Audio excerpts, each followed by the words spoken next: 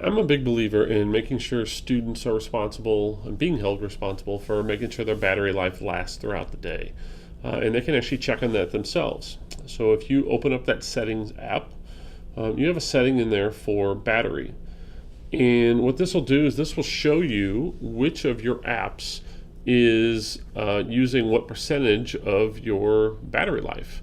And you can look either at the last 24 hours or even the last 10 days worth of battery life if you want.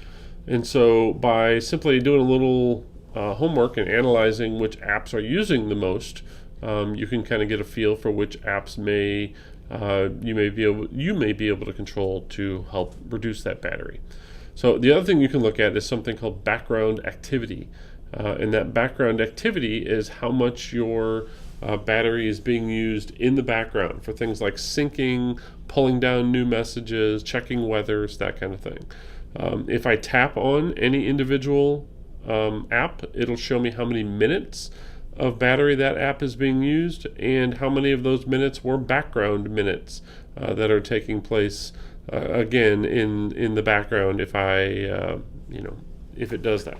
Now, if I don't want it to do that, I can control that as well.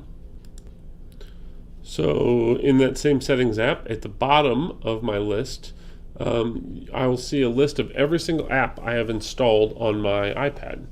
And every one of those apps has their own setting for background activity. I can choose whether or not I want to allow it to do updating in the background.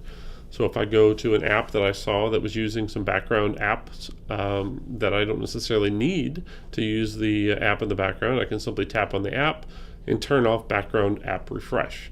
Now, I will tell you, you do need certain apps have to have background app refreshing to work well. So for example, things like Google Docs and Sheets and Slides in order to stay up to date with your documents when you make changes, things like email, if you're interested in having the weather updated, things like that, you want to leave background app refreshing on, but chances are you have some other apps that you didn't even realize using app in the background that you didn't necessarily need to have running, and you can now turn those off.